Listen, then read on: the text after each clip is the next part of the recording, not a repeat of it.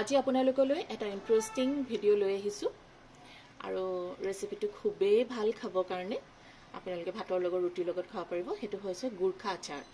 তাৰ কাৰণে মই মটৰ বইল কৰি লৈছোঁ, বগা মটৰ, আলু বইল কৰি লৈছোঁ, পিঁয়াজ লাগিবই তাৰ কাৰণে, আদা আৰু কেঁচা জলকীয়া আৰু লাগিব তিল, লগত আছে হালধি আৰু নিমখ। এতিয়া মই আপোনালোকক লাহে লাহে দেখুৱাই থাকিম গোটেই প্ৰচেছটো। প্ৰথমতে মই আদা আৰু জলকীয়াখিনি পেষ্ট কৰি ল'ম অলপমান।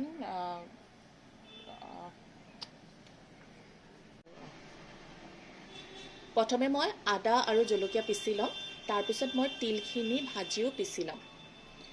এতিয়া আপোনালোকে চাই থাকক।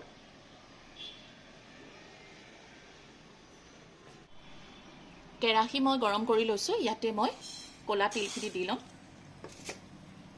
এইখিনি ফুটালৈকে শুকান কেৰাহীত অকণমান দেৰি ভাজি ল'ম।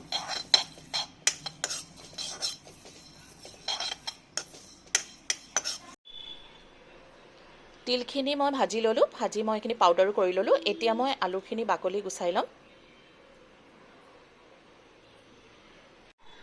আলুখিনি মই বাকলি গুচাই ল'লোঁ। এতিয়া মই এইখিনি এনেকৈ ডাঙৰ ডাঙৰকৈ পিচ কৰি থৈ দিম, মাজত এনেকৈ কাটি দিম। এইটো আচাৰত আলু ডাঙৰকৈয়ে লাগে। এইফালে মই কেৰাহীত তেল গৰম কৰি লৈছোঁ। মই মিঠাতেল দিছোঁ, যিহেতু আচাৰ হয় সেইকাৰণে মিঠাতেলৰ পৰিমাণটো অকণমান বেছি লাগিব। আৰু ইয়াতে মই অকণমান পাঁচফোৰণ দি দিছোঁ। পাঁচফোৰণটো অপশ্যনেল, আপোনালোকে নিদিবও পাৰে। আৰু গুৰখাসকলে সাধাৰণতে নিদিয়ে, কিন্তু আচাৰত পাঁচফোৰণ দিলে গোন্ধটো খুব ভাল হয় কাৰণে মই অকণমান দি দিছোঁ। এতিয়া পাঁচফোৰণখিনি ফুটি গ'ল। এতিয়া মই যিখিনি পিঁয়াজ কাটি থৈছোঁ তাৰ আধাখিনি মই দিম আৰু দুটা জলকীয়া মই এনেকৈ মাজত ফালি পেলাই দি দিছোঁ।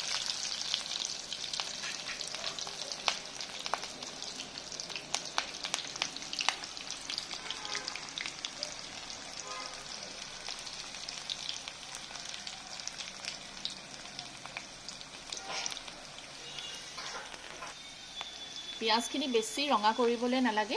এতিয়া ইয়াতে মই মটৰখিনি দি দিম।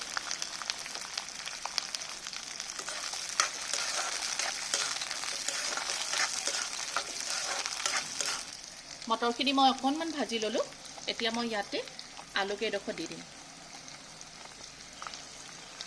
আৰু ওপৰত দি দিম জোখৰ নিমখ আৰু হালধি। মই আধা চামুচ নিমখ দিছোঁ। হালধি একেবাৰে কম, হালধিৰ ৰং আহিব নালাগে, অকণমানহে দিছোঁ। আলু আৰু মটৰখিনি অকণমান ভজা ভজা হৈ গ'ল। এতিয়া মই এইখিনি এনেকুৱাকৈ পিচি লৈছোঁ, এইখিনি ইয়াতে দি দিম। ইয়াতে আদা আৰু জলকীয়া পিচাখিনি আছে, এইখিনি মই দি দিম। এতিয়া মই এইখিনি ভালকৈ মিক্স কৰি ল'ম। এইখিনি অকণমান সময় ভাজিব লাগিব। জুইটো মই হাই ফ্লেমতে ৰাখিছোঁ। এইখিনি অকণমান ভজা ভজা হ'লে মই পাউডাৰ কৰি থোৱা তিলখিনি ইয়াৰ ওপৰত দি দিম। আদা আৰু জলকীয়াখিনি ভাজা ভজা হৈ গ'ল। এতিয়া ইয়াৰ ওপৰত মই পাউডাৰ কৰি থোৱা তিলখিনি দি দিম।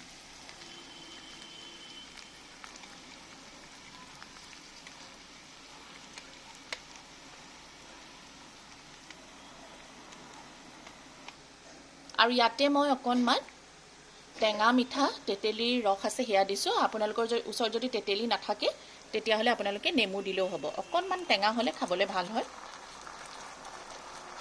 আপোনালোকৰ টেষ্টবাদৰ ওপৰত কথা, নিদিলেও একো কথা নাই, কিন্তু মই অকণমান তেতেলী দিছোঁ। এতিয়া গোটেইখিনি মই ভালকৈ মিক্স কৰি ল'ম।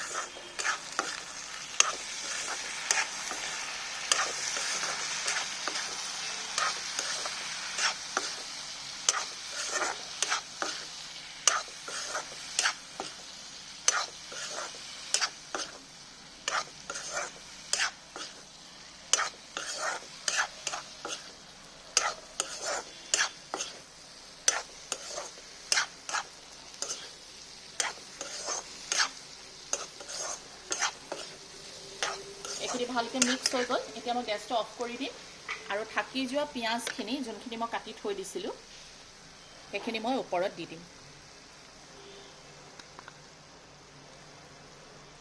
কেঁচা পিঁয়াজখিনি। ইচ্ছা কৰিলে ইয়াৰ ওপৰত আপোনালোকে আৰু এক্সট্ৰা কেঁচা জলকীয়া দিব পাৰে, মই দিয়া নাই।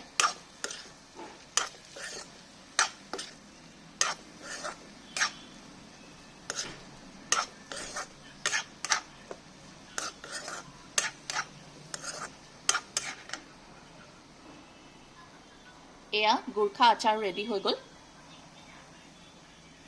খুব ধুনীয়া হয় খাবলৈ। আপোনালোকে ভাতৰ লগত, ৰুটিৰ লগত, চবৰ লগতে খাব পাৰিব। এনেকুৱা নতুন নতুন ৰেচিপি লৈ পুনৰ আপোনালোকৰ ওচৰলৈ আহিম। আজিলৈ আহিছোঁ, ধন্যবাদ।